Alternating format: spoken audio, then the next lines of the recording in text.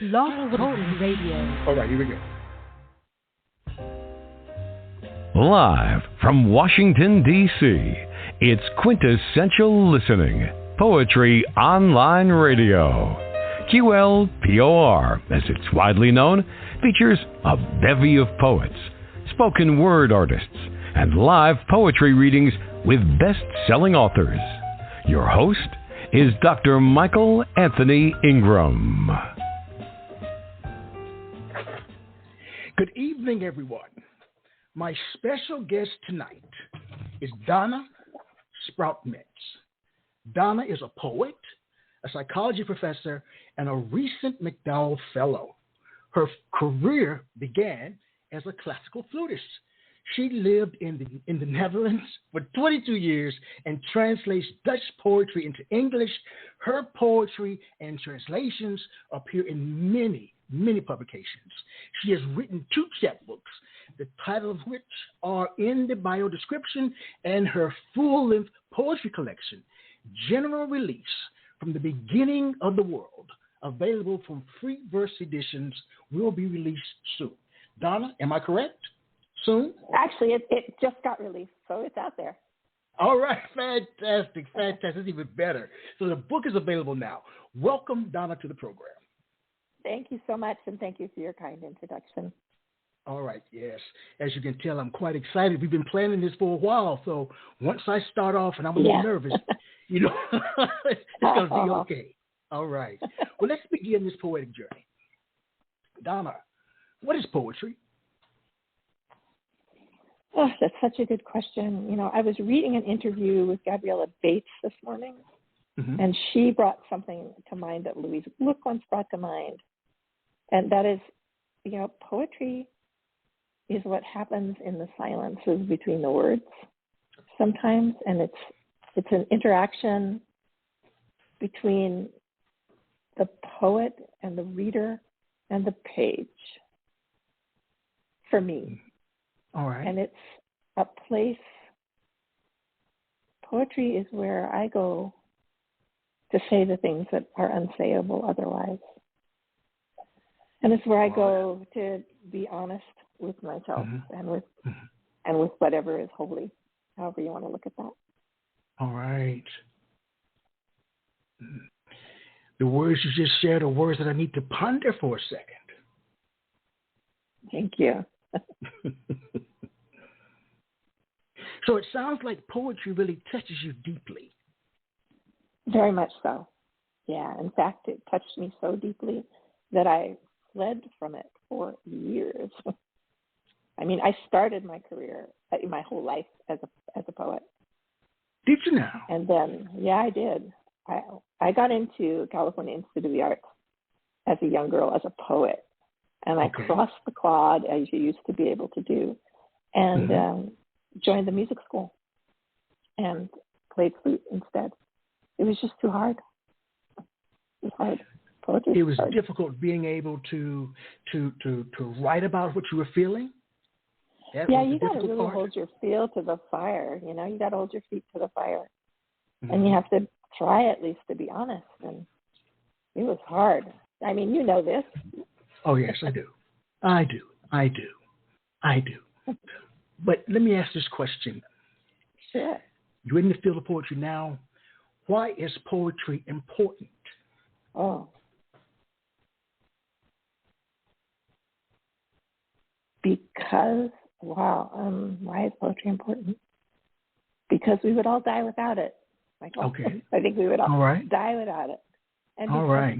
I guess something I said earlier is I think it's the only place for me, and for people, sometimes people that aren't poets, but that read poetry, maybe the only place they can go to feel certain feelings and hear certain truths and, make of my poetry, for instance, whatever they need it to be. All right. Yeah. Wow. So again, you've been published, books, now your book, General Release, From the Beginning of the World. Let's talk about it. What inspired the book? What inspired the book? Oh, man, it went through so many different revisions. I mean, I just want to say that when, as a poet, you think, I don't count until I have a whole book. You know? Yes. And so, you know, I just started, you know, putting poems together that I believed in. And I remember 2 years to the day that it was taken, that it finally got picked up. I put the first form of the manuscript together on a retreat with my girlfriend at Dorland Artist Colony. And that doesn't look anything like what the book looks like today. All right. Tell me about the title. I mean, I wrestle with the title myself. Like, what does she mean by this title? I have my own idea, but please share with us. Tell us about the title. General Release from the Beginning of the World. It's a mouthful. It is the penultimate title of a poem in the book. And what it is it's a legal document. They don't use them anymore. Okay. But I found it in my mother's junk or effects. And what it did was it absolves whoever is given this general release from whatever, mostly monetary, you know, from debt and from whatever, from another person, from her husband, you know, generally, and from the beginning of the earth, so forever. It's this beautiful, antiquated language that was a legal document, and it's just, you know, when you wrestle with the kind of stuff that I wrestled with, and I'm sure many people have, the idea of being released from certain things from the beginning of the world is just so joyous. You know, yeah, I want that. I want that. So that's how it got the title. Yeah. I really like that, Donna. I really do. A general release from the beginning of the world. Yep. Don't even include me where you started. You can't go back. You can't go back and say, okay, you got this release today, so you're still liable for his debts yesterday. Right. It's from the beginning of the goddamn world. So deal with it. Tell it like it is, Donna. I like that. Now, as you think about this particular book, what are some of the predominant themes? What do you write about? The things that I tend to write about are maybe, you know, twofold and then a lot of branching off. But I write a lot about whatever you want to call it, you know, God or whatever is holy. In my book, I address it as you, capital Y-O-U. I'm in dialogue all the time with whatever that is, trying to find my way into holiness and into listening. And the other thing that I seem to be able to be writing a lot about, and of course, I started a new manuscript. I said, okay, we're done writing about death. All done. No, apparently not. So I tend to write about death a lot, you know, and about loss. All right. So that's I was going to say, it sounds like you write about some very thoughtful topics. What was the selection process like? How did you decide which poems to choose for the book? Oh, I have such a good story. I love this question. Sorry. I have 3 good stories. Can I tell them all? I'll tell them fast. Yes, you can. Yes. Okay. So the first chapbook that I ever wrote, Slippery Surfaces, Maggie Smith helped me edit that. And I had this Dame Maggie Smith? Dame Maggie Smith? No, England? Maggie Smith, the poet. Maggie Smith, America, the poet. All right. Just one All right. All right, wow. Donna operates in high places. All right. Right. No, the Maggie Smith from Good Bones, she's a wonderful poet. And there was a long poem in there, the tram poem that comes back again and again. And she said, you should just break this up. And that and one other poem is all that survived from the chapbook into the larger book. But that's the structure, is that every once in a while, I come back to the scene of my mother and I on the tram in Amsterdam. Wow. And that poem goes through all the tram stops of the old route of tram 4. And that's one structuring thing. Another structuring thing is at some point, right before I went to MacDowell, actually, I just was looking through the book. And, I'd been a finalist for a couple of things, but no bites. And I'm sure you've been through this when I am organizing a book of poetry, it's every poem I go, do I love this poem? Do I trust this poem? Yes. I don't know. Agony, agony, agony, agony. And so I knew, because Tyree Day had given me the idea to color code the whole damn book with themes. And in doing that, I realized it was missing the family stuff, the stuff that I couldn't write. And at the same time, I was working with a poet friend of mine, Alison Albino, a New York poet friend, who was using family pictures to sort of ekphrastically get around her family stuff. And she said, you should try it. I said, I'll try anything by now. I want what she has. So, and at the time, my husband and I were finally going through these boxes and boxes of my mother's papers.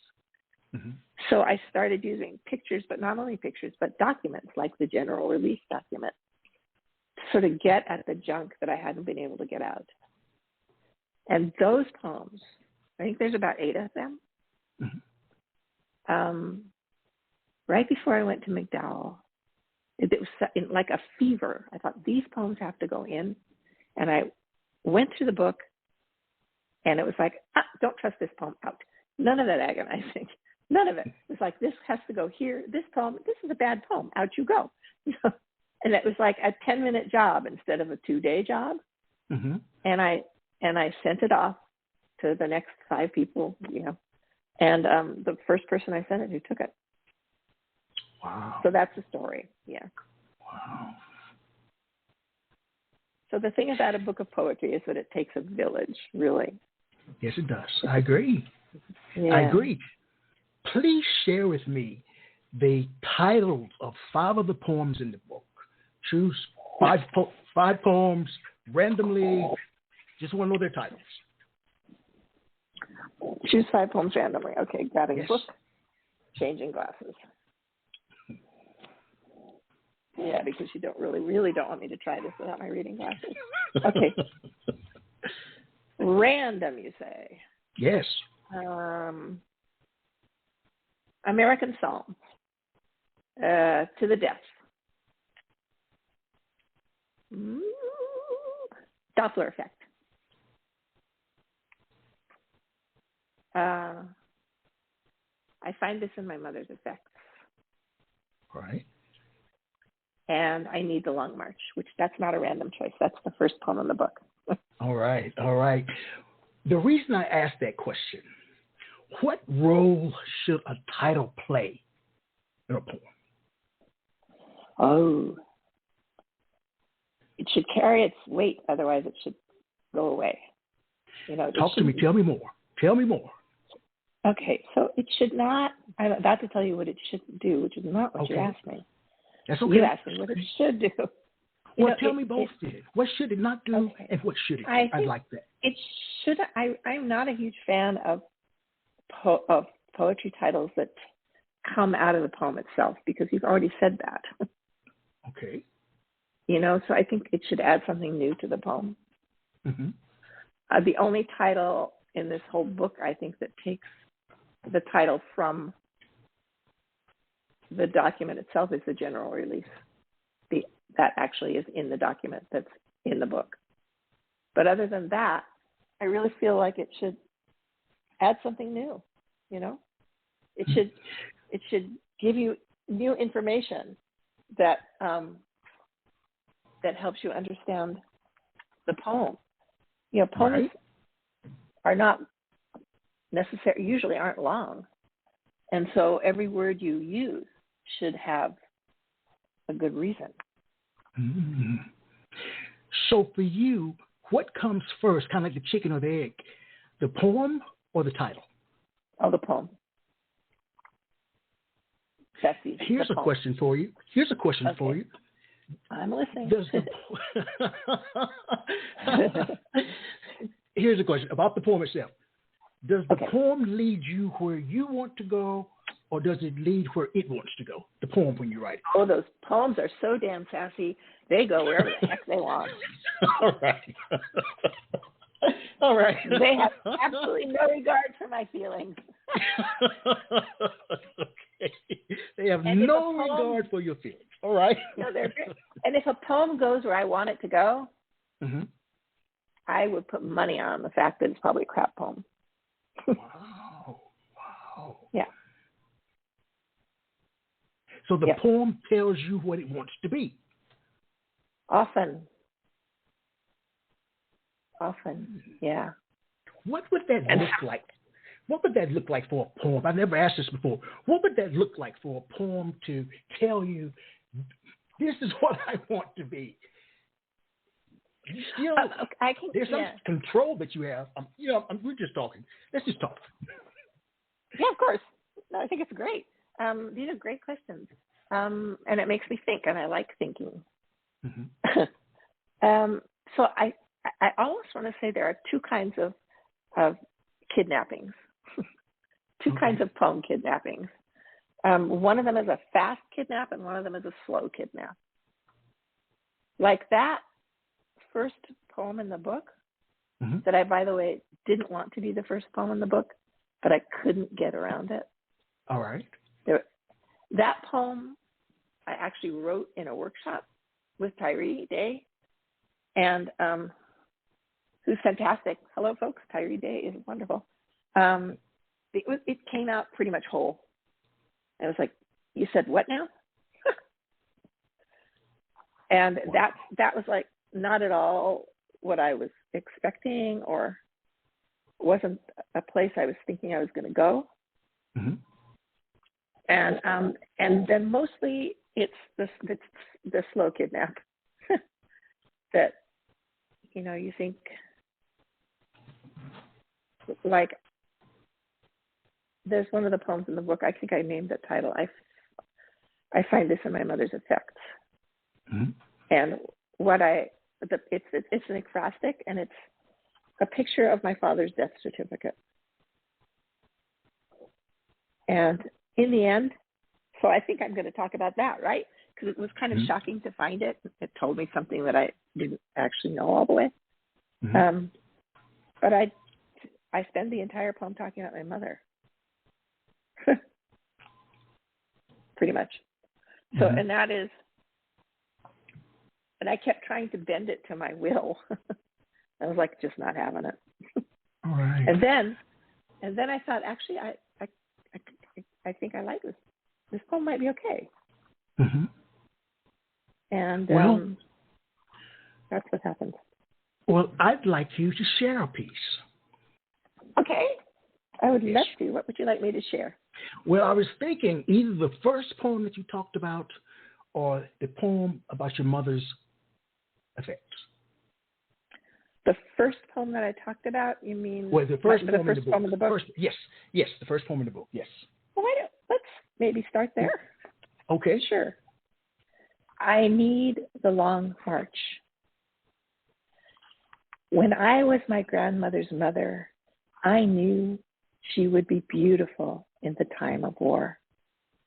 So I set to knitting her a whole skein of swans in flawless V formation, pearl-colored to match her skin, steadfast guides for the long march. I sewed coins and jewelry into the hem of her dress, copal, charms, carnelian, and ash into her long sleeves. And when my fear for her life was bigger than my love, I released her to the steppes and flew above it all, above the war, grasslands, snowfields, past the small horses and the gray wolves. Thank you. Thank you. Donna, is a poem letting your guard down or building a wall? Letting your guard down. Talk to me. Tell me more. I mean, what's the point? I mean, I would say the majority of my poetry is building a wall, and that gets tossed because the whole idea is to take the wall down. I mean, what good is a poem in which I've built a wall to any reader at all? And what good is it to me? Poetry is not, to my mind, a good place to try and protect yourself. Okay. If you want to do that, you should go into martial arts. All right. All right. Oh, I like that. I never heard that one before.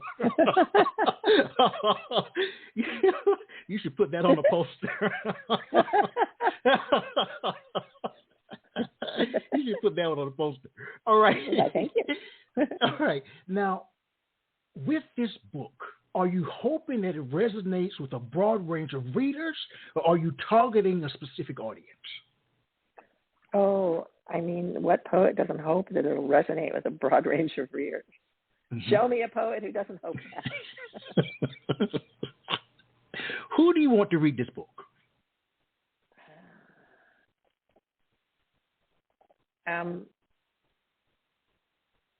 The Jewish Book Awards. Okay, all right.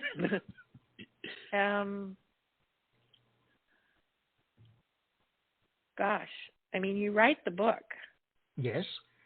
I'm no good at targeting. It's just you end out writing what you write, and then you hope people see something in it. Okay. So I hope lots of people read it. You know, all my poet friends. I hope all my poet friends read it, and I hope, you know, a lot of, I mean, people from different faith communities. That would make me happy. All right. Well, let's say that we're outside of a Barnes and Nobles. There are 1,000 people in line, and they're all waiting to buy your book. All right. We dream big around here, Donna. We dream big around here. All right. This is what I want to know. Okay. What piece of advice would you give your readers before they read the book?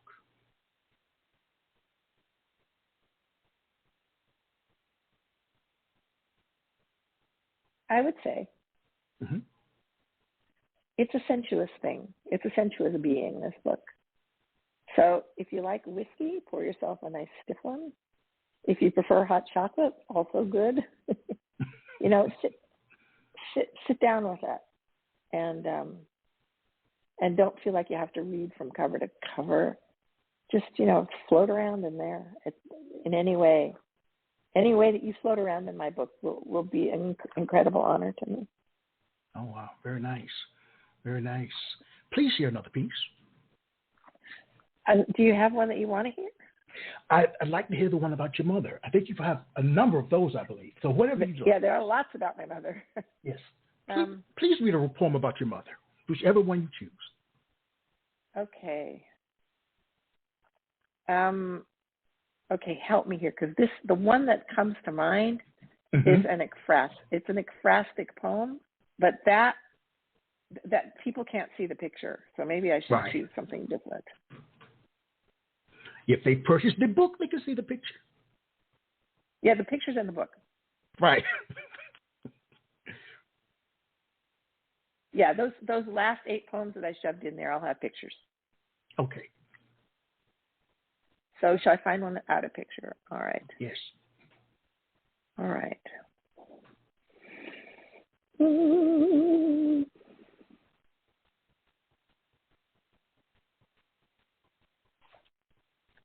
You know,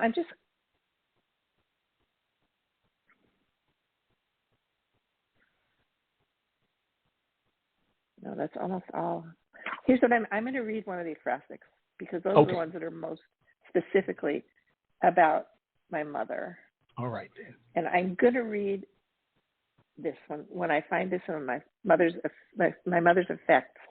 Yes, because I've already one. explained to you. Yeah, I'm going to read that, but because what you see is a death certificate, so it's not like something weird, except that when you read the death certificate, it shows that my father died by his own hand. So here we go. All right? Yes. I find this in my mother's effects. Strange word, effects, meaning goods, possessions, personal property, usually used to indicate what a dead person has left behind, as if they had carefully sorted through their things before they died, choosing what to take with them and what to leave behind. Imagine that. I'll leave her the death certificate. She'll enjoy that. My mother's effects could also mean the mental or emotional impressions she left behind. I could have found this death certificate 17 years ago, but instead of poring over it all, I packed up the cabinets and boxes of paperwork she had so meticulously labeled and filed. Labels like important to pass or do not keep. It was wildly disorganized, like her mind in those last years. I stored the boxes. I left them closed and taped. I lacked the strength. One might ask, if this is the death certificate of my father, clearly telling me finally how he really died, why am I speaking of my mother? Fair question. Thank you. Wow. What did writing a poem like that do to you? Or Killed for me. you? Tell me more. Made me super dead. Well, this was one of the most unruly poems. It just wasn't, I didn't want to talk about my mom. I wanted to talk about my dad's death, but it just wasn't having it. It made me cry. Yeah. I can understand. Yeah. So in general, does it hurt you to write poems, write poetry? Why or why not?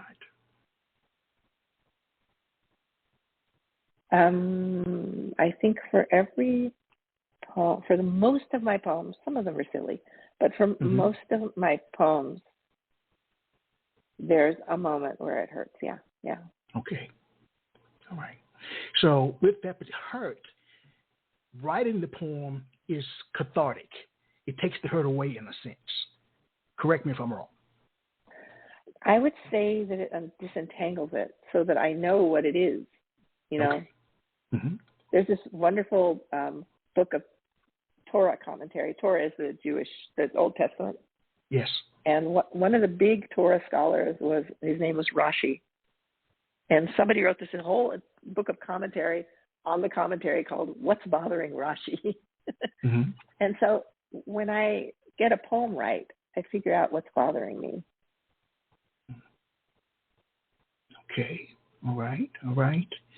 You know, they say that to see the world clearly, one should be a poet, a musician, an artist.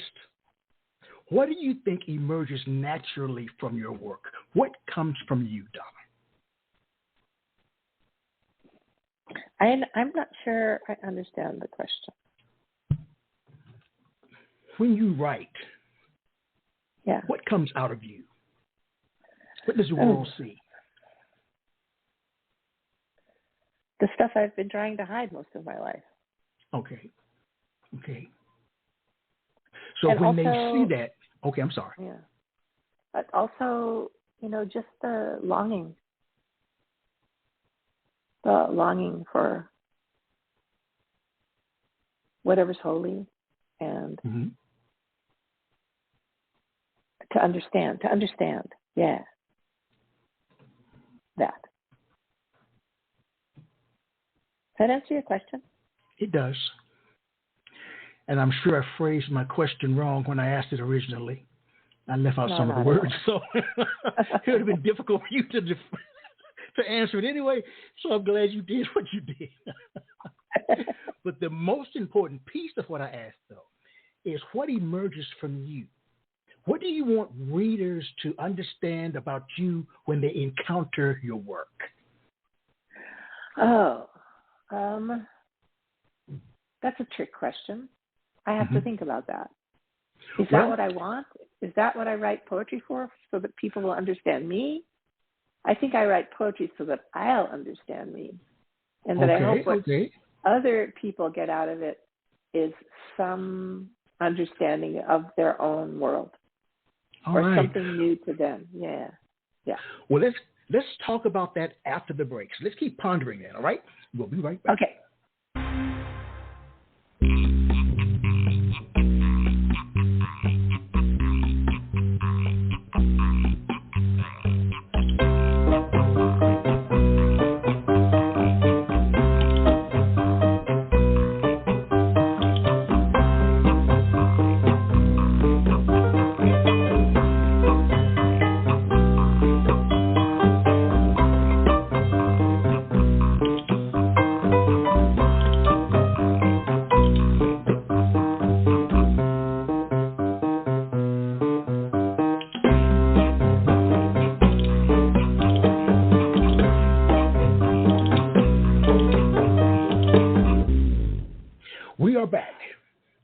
Break was relatively quick.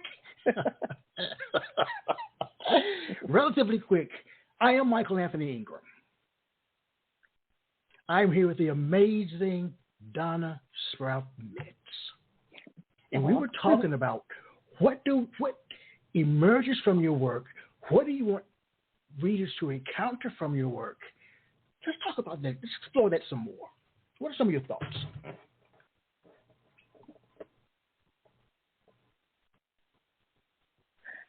I want people to be able to, it would make me super happy if people could lift out of my stories and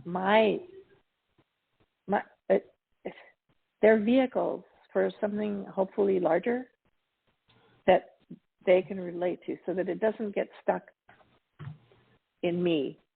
And that's kind of dangerous. What I've noticed is that people will pick up the book and look at the illustrations, because there are 8 pictures in the book. It's like, no, the illustrations are not there for that. They're there to pull the poem out, but they're not there to tell you necessarily about my life.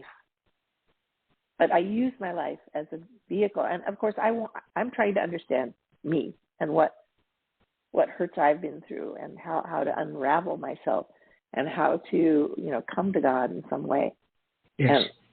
And that's what I'm trying to do. But I hope that for the reader, there's something that's personal for them that they find in there that brings them an emotion or a feeling or an aha moment or something that's not necessarily about me.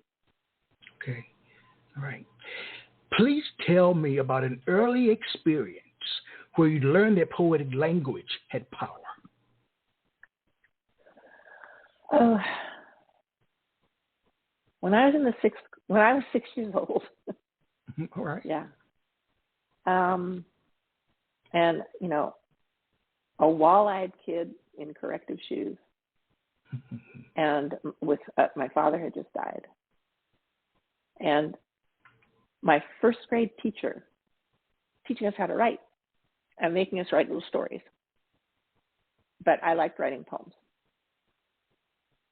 And when she singled mine out and hung it up and I won some kind of prize, it was like, okay, so here's a place that I can be sort of safe. And that I can say things that not everybody's going to understand the way I meant them. Right. And that's okay with me. Yes. It's important to understand and have that level of awareness. Yeah. Not really. Yes, I'm sorry. I was going to say that MacDowell Fellow said, and maybe a number of people said it as well, that poetry is like a canvas. You can paint any picture with it. I agree. Why do you agree? Well, because this is an argument that we have in my household on a daily basis. Okay, all right. My husband is a visual artist, and so he thinks, that images are superior to words. And I don't agree. But he does make a damn beautiful painting. The cover is his work. Oh, wow. Yeah. Well, please share a piece, and we'll when you're done, we'll talk about the cover of the book. All right. Okay. Share a piece. Okay, I'm gonna do this one. This is after a psalm. It's after verses 26 through 29 of Psalm 78. And I can talk about that process later if you'd like. All right. First, we become flesh, so fragile, such easy prey, and the wings we covet like sand or ashes spread across the darkened seas. What enters us? What is bounty? What is threat? The answer is wrapped in time, our construct, how we live or die by it, crave the imagined order of it, even though we have forgotten what it entails to be seasonal, to wait for harvest, to be thankful in the season of famine, to be grateful even when we are full. Thank you. Wow. What is the purpose of that particular poem? The purpose. Yes. What are you attempting to convey? Okay, so I need to tell you a little bit about this process. Okay. I've been studying Psalms for maybe 6 or 7 years every Thursday night. So tonight, after this, I will be studying Psalms with a group of 6 women. I'm one of them, so 5 other women. And we use a project that we stole from one of the not the Carmelite, but another one of the Christian groups called Lectio Divina, where you read a line and then you make of it your own, and you go through. We do, maybe 5 lines at a time, so it takes us a while. And you go through those lines, and another story emerges, and it's always related to the psalm. But it becomes something that emerges, like something that's been bothering you, and you never know what it is until it comes out. It's such a magical process. And this one, I can tell you, was written around Sukkot, so one of the Jewish holidays. And there's a particular blessing after the meal that we're supposed to say. And I'm not Orthodox by any stretch of the imagination. I'm Reform, so we hardly ever say it. But it's the only blessing. There's 10,000 zillion blessings for food. I have like a really thick book of them. But there's only one that we're commanded to do, and that's the one after the meal, the Birkat Hamazon. And nobody ever does. I mean, it's really hard to remember to do it, because by that time, you need to move on. Or when is the meal actually over? Shall we have coffee? I'm still drinking a glass of wine. Never mind, forget it. So that's this poem. Okay. So when you write a piece, how does it begin for you? With an idea, a form, or an image?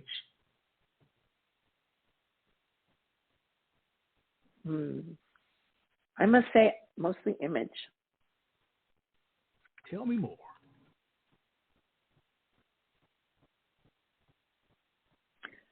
I'll sit down for my writing session and think I have nothing to say. And or I will have taken notes during the day, and then I'll just pounce on one of those. But often it's just an image that's come to mind during the day. If you live with me, you would know that I can be really frustrating along those lines. All right. Just, stuff comes to mind, and it's like, as my daughter and my husband lovingly say, oh dear, something has tipped over her trash can. And, something comes to mind. All right. Well, speaking of images, the cover of your book is quite striking. And you shared that your husband played a role in that. It's his painting, yeah. Wow. That's fantastic. That's beautiful. Tell us about beautiful, isn't it? For those who can't see it, please describe it. So it is a bunch of red grapes, and they're hung by a string. So they could be released at any moment from the beginning of the world. And that's often how people used to store their fruit so that it wouldn't rot. And they're just these beautiful red, and some of them are light red and some of them are deep red, and then there's a couple that aren't quite ripe yet. And they just, you want to eat them. But they're obviously painted. It's not, you can tell that they're painted. David, the man who did the formatting of the book and the cover from Free Verse Editions, he said he wanted, and he did, he enlarged it just a tiny bit so that you almost see the brush strokes. And the other thing I can tell you about this was I was not going to have my husband's art as a cover this time. Okay, all right. Okay, well, we see who won that battle. Well, it wasn't even a battle. It was like, it wasn't a battle? I don't know. I won the battle, it's just, so I was like, I didn't know, and I'd looked at a bunch of stuff online, and then I was looking at his website again, and I thought, but this would really work. And so, as per usual, he's done all three of the book covers that I have, and they end out, I choose things that belong to other people, so you have to get their permission. And then I don't even get to hang the painting on my wall because it's not mine. They've been sold. Right. Wow. Donna, all great writers have great writing influences. Who are some of yours, and what makes them great in your eyes? Carl Phillips is the best living poet. Tell me more. Why? There's nothing like him. He makes, I love his syntax, and I love how sure-footed he is in it. I love that certain themes come back again and again, and that he's not afraid. There's a recent podcast from him that he said, some people have said to my publisher, don't let him write the same book again. He should be writing something entirely different. I said, why should I do that? And his poetry grows and changes all the time, but his subject matter, the concern of his work, sort of stays steady. It grows too, but it's not like, okay, now I'm going to write a whole new book, like Tracy K. Smith, fantastic poet. Life on Mars, and then her next book, completely different. Carl Phillips doesn't do that, and I really admire that. Carl Phillips, so as you see in the book, when I talk about whatever is holy or however you want to talk about it, I use capital Y-O-U. Right. Because I'm addressing that. I'm trying to have a conversation. And in every workshop I've ever been, somebody brings that up. Oh, yeah, you're really going to do that. And I was in a workshop with Carl, and he just looked at me and said, fight for your syntax.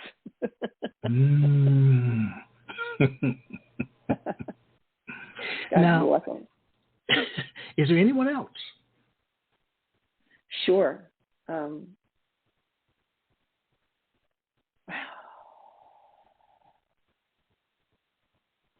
Ilya Kaminsky is amazing. Okay.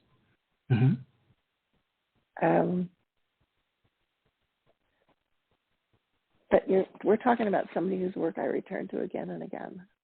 Yes. Marie Howe.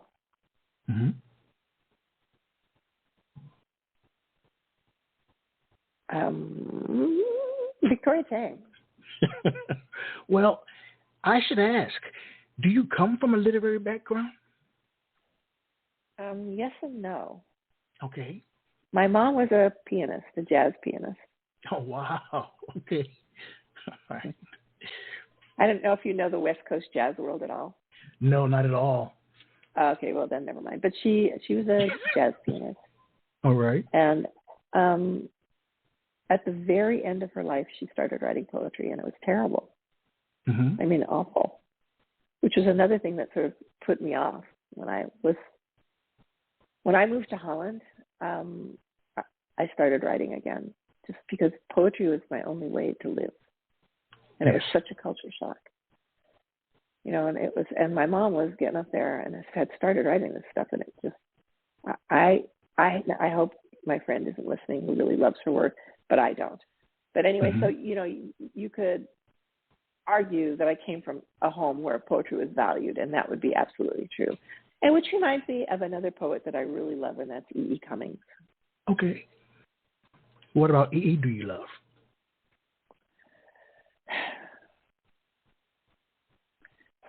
He's got the whimsy, and at the same time can make you cry. And writes things that are so surprising, right? So surprising. Yeah. Really Please share a poem. Please share a poem. Sure. What shall I share? Oh, you know what I think I'll share? Because you asked me about, you know, what starts a poem. And I said usually it's an image. Yes. And this one started with such an obvious image, and when I read it, you'll know what it is. Okay. Amsterdam, long window. A cocoon, a small blue egg, a chrysalis. What does it mean to owe someone? One night, looking through the dark window of the bedroom, the wind fierce, 10 on the Beaufort, true Dutch weather, trees like ships listing southwest, boughs wilding, no discernible pattern. One breaks under the force, crashes through a windshield across the street. I see myself reflected in the glass of our tall bedroom window, cradling my belly, hands new to this language of trying to send comfort under duress, using only touch, trying to control my signals to say, any moment, I will see him careen around the corner on his $25 bike. He will come back to us, windswept, boyish, and smiling. I am trying not to say, what will we do if he doesn't? Trying not to say, he is stubborn, I am fearful, and you, my child, I don't know you yet. I don't know what you need. Thank you. Wow. What a perfect piece. Oh, thank you. You know, some poets claim that a poem is like a living creature, Donna. Once it's out there, there's not much you can do to correct or improve it, while others edit meticulously, not leaving much from the original draft form. What is your take on the editing process? I think I'm really still so new to this in a way. Okay. I mean, yes, I got my MFA in 2006, so not that new, but I feel like I don't know anything. There are people that edit and edit and edit and edit and edit and continue to edit and love to edit. I do not love to edit. I love it when I think this works. This thing stands. I'm going on. I'm moving on. But so I can't imagine right now ever touching these poems again. But I know, I ain't gonna lie, for the chapbook, for instance, I just pulled that out to look at it, and they're about 4 pages. And mind you, it's chapbook, so it's short, that have new pages pasted over them because I rewrote the poem. So I don't know what to tell you. Right. Currently, I don't know. Well, people edit in different ways, and there are different ways of going about it, so I can understand that. You know, Donna, in my opinion, we live in a very strange world. Very strange world. Yeah. Yep. There's so much happening, the good, the bad, the ugly, as well as the indifferent. What I'd like to know from you, what do you view as being the role of a poet in modern day society? To help you remember beauty and love and truth and whatever is holy to you, and that there's more to this than meets the eye, and that it's your task to go on that path.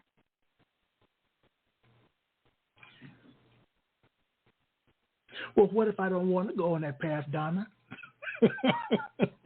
What happens to me? I don't think you read much poetry. I don't. Boy. You know, some people believe, and don't ask me the names, that poetry is dying. Do you agree or disagree with this statement, and why? I so disagree with that statement, because poetry is amazing, and there's so much of it coming out now. It's like a tsunami. Mm-hmm. So much good poetry coming out. I mean, look at, now I'm finally thinking of all the poets that I love that I go back to again and again. I mean, look at Ada Limon. I mean, look at Jericho Brown. I mean, look at these people. They're amazeballs, and they're just coming. They're fast and furious, and new people coming all the time. Gabriella Calvacoresi. What's a new one? Nate McLean just had a new book come out that's really amazing. There's so many books coming out from, and I'm naming all poets that you know, but you know, look at Megan Dunn and Jessica Quello and John Compton and these lesser-known poets that are just, that I go back to again and again. So there's just, you know, there's look at Laura Hogan and Nan Cohen and okay, they're out there, they're in droves, guys. So, what advice would you give to poets about finding their voice? Oh, that's such a good question, and I'm going to punt. So there's this wonderful podcast. It's called Between the Covers, David Naiman's podcast, and he did a podcast with Jory Graham, and it was amazing. And what she was talking about was how she gets from one book to the next. And I am in the middle of that process, and let me tell you, it's not comfy. I'm uncomfortable. And she was talking about, and she's not like Carl Phillips, so I find a lot of comfort in Carl Phillips. Also, he's got a new book out called My Trade is Mystery. And if any poet wants any advice about writing poetry, it's a great book. It's essays. But what Jory Graham said in this podcast was, I have to write myself out of the old music and into the new. And so if you want to find your voice as a poet, you just have to write and keep writing. Right. I like that. Yeah, I loved that. Yeah, she's great. What do you think you learned about yourself writing this book? Who are you as a result of this book?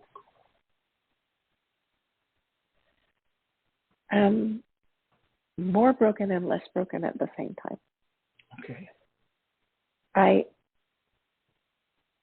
I didn't know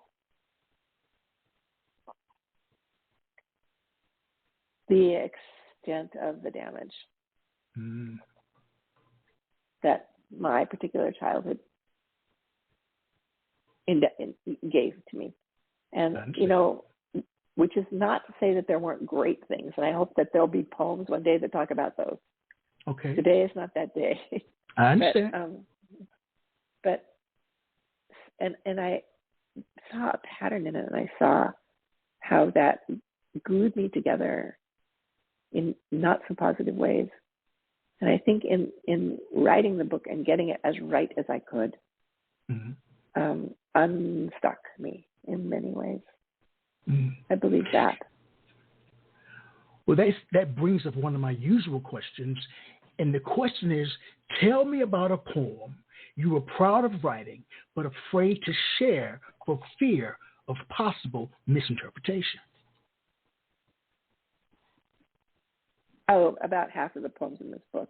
Okay, right. Okay. Half of the poems. Yeah. And I mean, I think the scariest ones, to be honest, talking about this with some, are, poems about my husband. Because he's a living being. Yes. And I think some of that is really private. So there's one poem I once wrote about him that I thought was a good poem. But I didn't want him to read it, and I didn't want anybody to read it that knew us. Okay. So I published it in a really obscure journal. All right. Okay. All right. So you're able to release it from your system. Yeah. But I think those, and some of those I do suppress. It's not.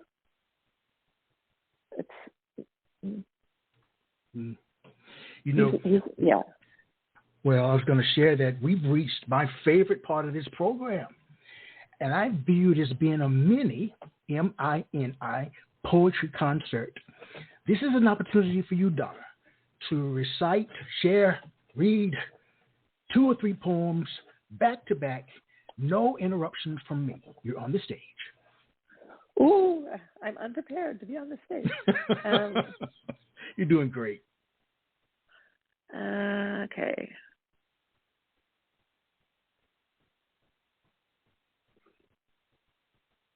Oh, okay. I'm going to read these 2 first. This is fun. All right.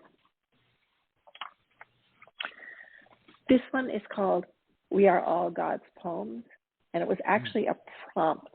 A whole bunch of us got this title, and hopefully a book will come out one day where every poem has the same title from all different poets.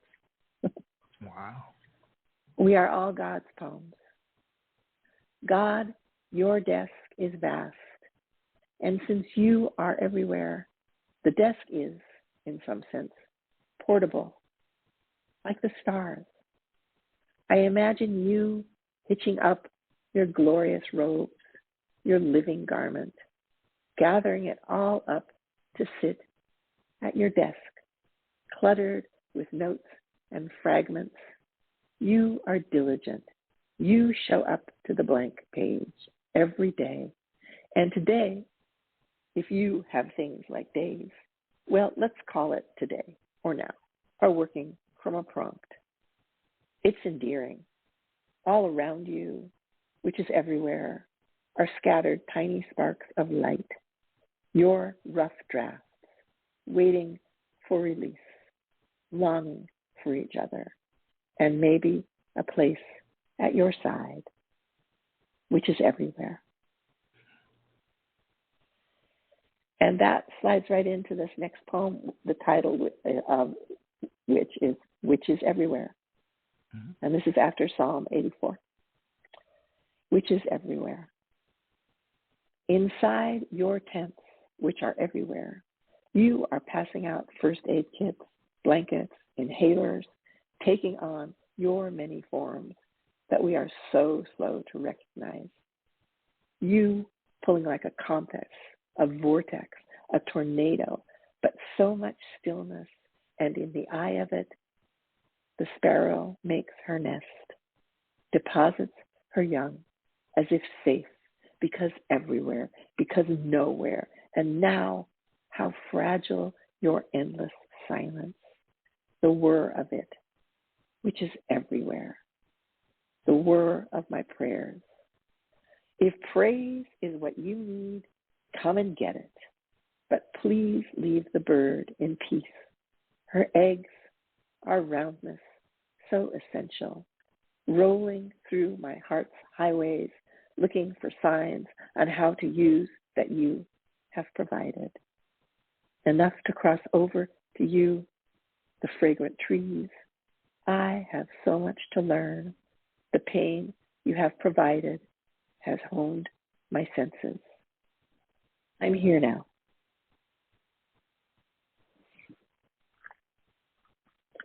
Maybe we'll go on a God roll and we'll do one more. All right, please.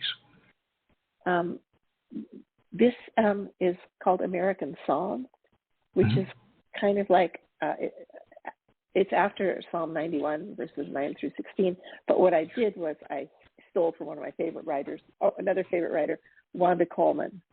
Okay. And there are a couple of lines in here that are hers. Maybe I'll tell you which those are after the fact. And these are from her American sonnets, those lines. Okay. So, American Psalm. It's Friday, our date night. I will show up no matter how busy you are. I will retreat to my white couch, pull my small world in around me. Warm blanket, good friends. I will do my best to be frank, and sometimes I will sense your presence. Okay, admittedly, your presence and my ability to sense you, it's a Venn diagram. Your oil is always slick, your motor always running, my mirror always stained, and us always face to face. Oh, slide and shimmy and danger, it's a trust exercise. Turn around, fall backwards into the flurry of wings, into the mosh pit of trust. The task before me is not to rebel against your protection. I tell myself, don't stumble, don't look down, even though the pebbles along the path are colorful and smooth and tempting. I tell myself, my task is to look you in your true face with my true face and tell you everything that I cannot tell myself. I will aspire to be merciless, and most Friday nights I will fail. I will blink, look away, flinch. You will give me a whole week to repair myself, time being one of your strangest gifts and fiercest punishments. This will go on for years, your presence flickering in and out of me, a wayward filament. But for now, let's have a drink. I'll pour. Thank you. Donna, how has your work evolved or changed as you've aged as a poet? Oh, I'd like to say that it's gotten more honest, I hope. Okay. All right. Mm-hmm.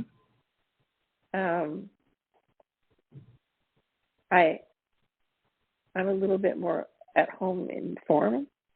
Okay.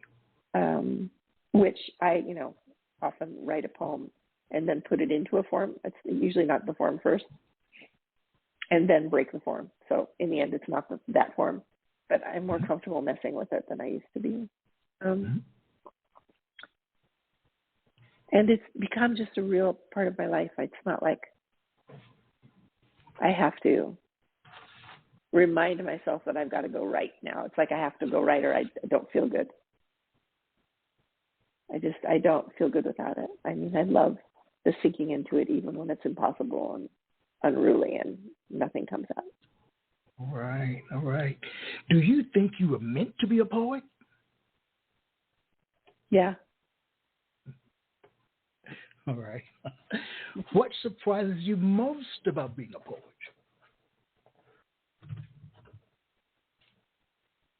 That I made it to here.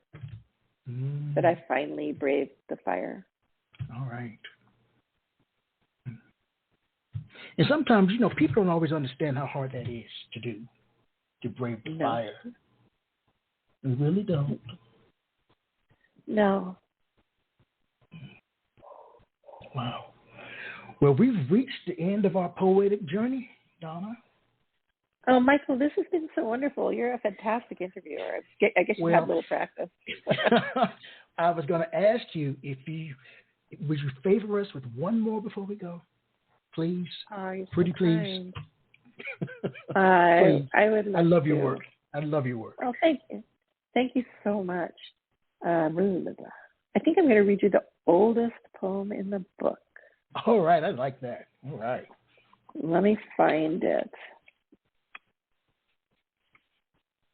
It is in here, isn't it?